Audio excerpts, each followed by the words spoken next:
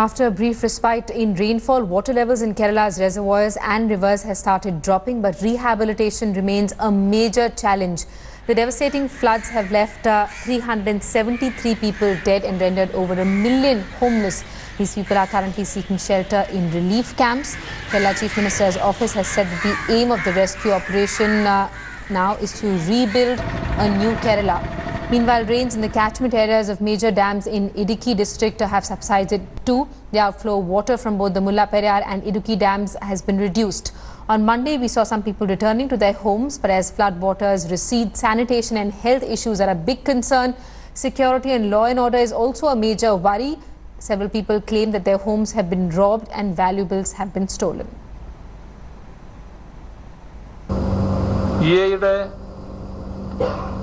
സഹായമായിട്ട് അവർ നിശ്ചയിച്ചിട്ടുള്ളത് കേരളത്തെ സഹായിക്കാൻ $100 million, 700 കോടി രൂപയാണ്. ഇന്ത്യൻ റുപ്പിയിൽ എടുത്താൽ 700 കോടി രൂപ വരും. ആ 700 കോടി രൂപയുടെ സഹായം കേരളത്തിന് നൽകാനാണ് അവർ തീരുമാനിച്ചിട്ടുള്ളത്. ഇത് ഈ ഗവൺമെന്റിനോടുള്ള കൃതജ്ഞത ഈ ഘട്ടത്തിൽ മലയാളികൾക്ക് വേണ്ടിയും നമ്മുടെ നാടിനു വേണ്ടിയും രേഖപ്പെടുത്തട്ടെ. Shalini Lobo is with us live from Angamali. Shalini, take us to the situation on the ground. Even as the Chief Minister thanks several countries for helping with the relief money for the state. Rebuilding Kerala is going to be a big task considering the kind of devastation we're seeing.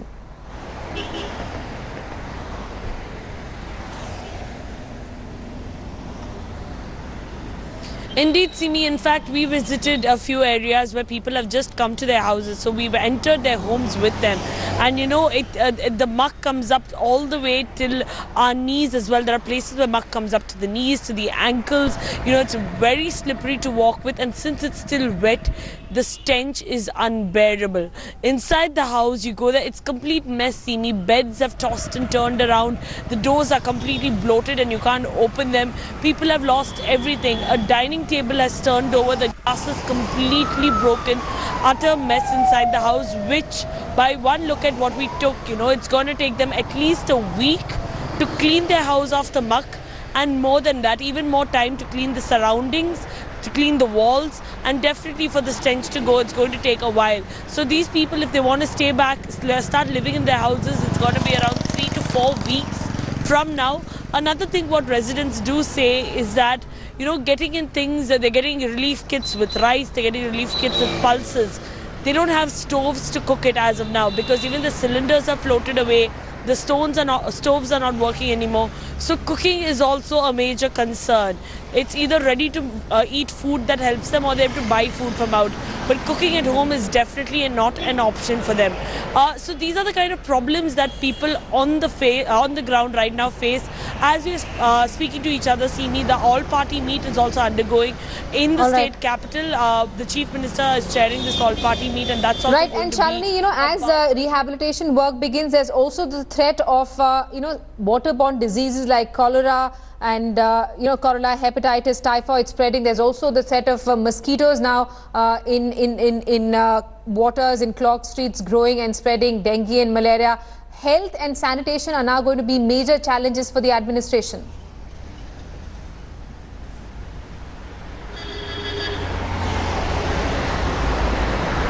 Indeed, and that's one thing. If you go to relief camps, you'll see everyone's boxing medicines, giving priority that yes, we need clothes, we need cleaning materials, but we need medicines as well. And people, whenever they see us reporters also reporting from these areas, from ground zero, they come and tell us these are the vaccinations you should take, or these are the tablets you should be taking because you don't want to catch any of these diseases as well. But yes, there are over 140 people in the hospital right now, people who are sick, people with injuries, all of them in the hospital recuperating. Each relief camp has a medical health inspector as well as several doctors with them. What we're hearing is that doctors have come from across the state as well to help in relief operations in Kerala. A group of doctors even come from Mumbai, which my colleague Vidya from Mumbai has reported as well. And what we're hearing, another problem, Sini, is that when these people are opening their houses, reptiles are in their houses. So there are many cases of snake bites as well. That is another big problem that people, especially in Alwa, are facing. You know, when they go into their houses, there are snakes and sometimes they get bitten by snakes. So this is another problem that needs to be tackled, and people who are watching us, who are entering their houses, please wear gumboots, please be careful of reptiles, carry a lot of cleaning material, thick gloves, and cover your face. And if you have a fridge, my advice would be don't open it, take it as it is and place it outside your house. So these are little things that people will have to pay a little attention to when they go into their house after, you know, they've come from a relief camp or their relative's house and they're going to clean their house. Shalini, underlining precautions that people need to take on the ground. Shalini, thanks so much for that. We're going to keep coming back to you for more. Shalini's also sent us this report from Aluva, where she found people returning to their homes. Take a look. Right now, my feet are completely in muck and you can't even see it. And this is the problem several people are facing, because there's, you know, places are closed, so you can't even go out and buy gumboots. In fact, we tried getting a pair of gumboots and it's very difficult. And this is how people are managing in this area with their slippers. Half of them forgone slippers, they're going barefoot. And the entire stretch, cars are getting stuck, bikes are getting stuck, people are falling down, but they have no other option. They have to come back to their homes. Relief camps are full. There are over 10 lakh people in relief camps, over 3,500 relief camps in the state. People trying to come back to their homes to make it back into what it once was. This entire area has to be cleaned up, and right now there's no facility yet on behalf of the government, but they're hoping that the panchayat will put together a crane or some sort that might just sweep the soil in one go, and then after that, you know, the next step would be doing up the roads in the area which have broken or caved, or where there are potholes because of the amount of muck and water that was in this particular place. With video journalist Divyan, Shalini in Alwa, India Today. ഞങ്ങളുടെ അനുഭവത്തിൽ, ഞങ്ങളുടെ ഓർമ്മയിൽ ആദ്യമാണ് ഇങ്ങനൊരു. അപ്പോൾ അവരെ അനിയനെ കൂട്ടുകാരെ കൂടി ചേർന്ന് ദുരിതാശ്വാസ ക്യാമ്പിലേക്ക്, സ്കൂളിൽ തൊട്ടടുത്ത് സ്കൂളുണ്ട്, അവിടേക്ക് കൊണ്ടുപോയിക്കൊണ്ടിരിക്കുകയെ ആണ് ഉച്ചയ്ക്ക് ശേഷമാണ് ഇവിടെ ഈ സാധനവും എടുത്തു വയ്ക്കാൻ, സേഫാക്കി വയ്ക്കാൻ സാധിച്ചില്ല. എങ്കിലും കുട്ടികളുടെ സർട്ടിഫിക്കറ്റ് കാര്യങ്ങളൊക്കെ ഇപ്പോഴും ഈ മുറിക്കകത്ത് ബാഗിൽ അലമാരിയുടെ മുകളിൽ വെച്ചു. പക്ഷെ അവിടെ ഇത്തരം ഈ ലെവലിൽ മേളിൽ വെള്ളം വരുമ്പോൾ അലമാരി, ശരിക്കും പറഞ്ഞ അലമാരി മുങ്ങിയപ്പോൾ. How you see the effort put by Army, Navy and other defense personalities? They are continuously 24/7 they are doing rescue and relief operation. How you say this? It's I don't know how to appreciate those people. It's amazing task. I mean, I'm not in that situation, but I'm seeing all the difficulties the peoples are facing. So it's an amazing work. It's a thank to all the peoples. I mean, especially that fishermen. They are not considering their lives as well. When torrential rains hit Kerala, Idukki was the worst affected. As the gates of the Mullaperiyar and Idukki dams were thrown open, the Periyar breached its banks and submerged surrounding districts. Even as water levels now recede, several districts remain completely cut off, with landslides blocking roads. India Today's Ankit Tyagi sends us his ground report.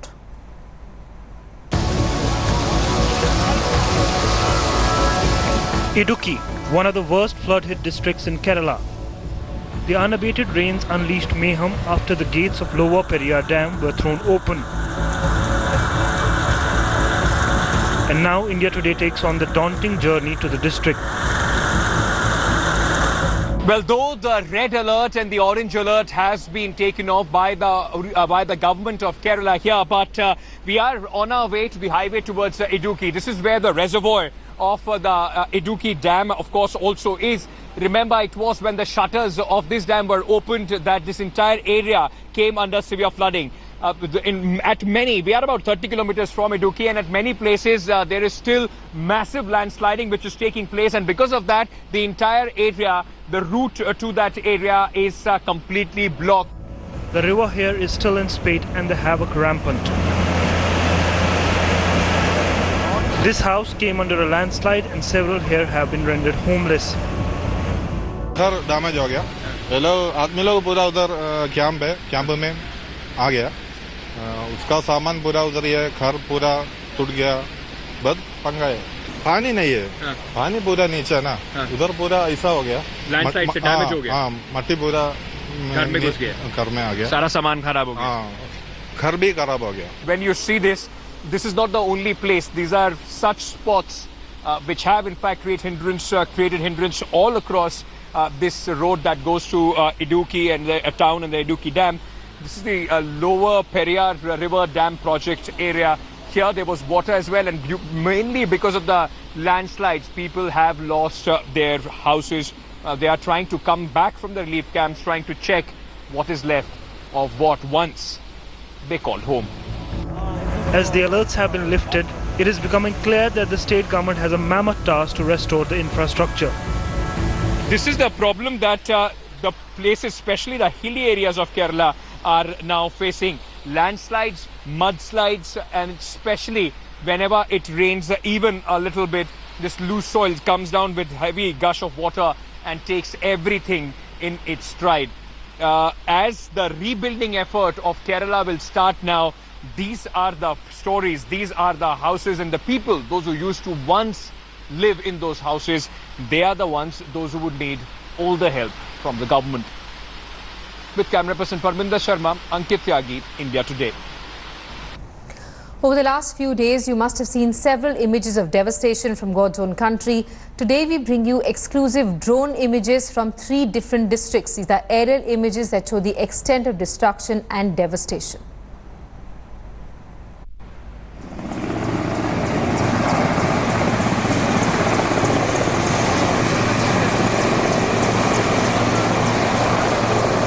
God's own country completely submerged.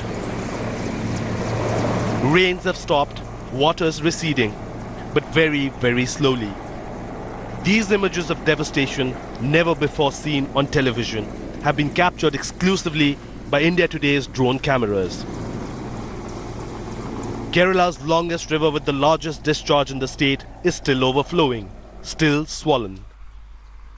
Water levels rose dramatically after all 4 shutters of the Idukki Dam were opened last week. While the river is not flowing as furiously now, villages around the river are clearly still at risk.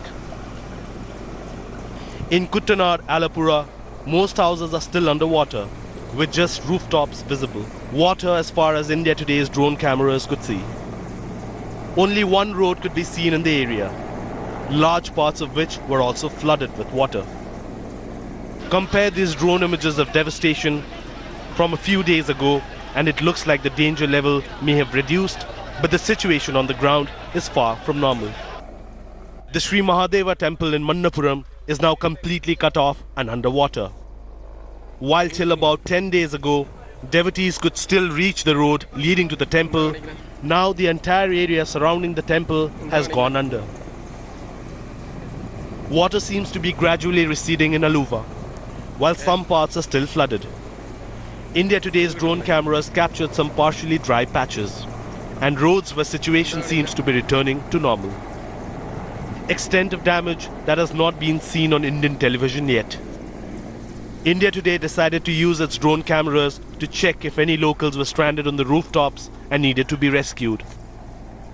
But what the drone cameras have captured are unimaginable levels of destruction and devastation.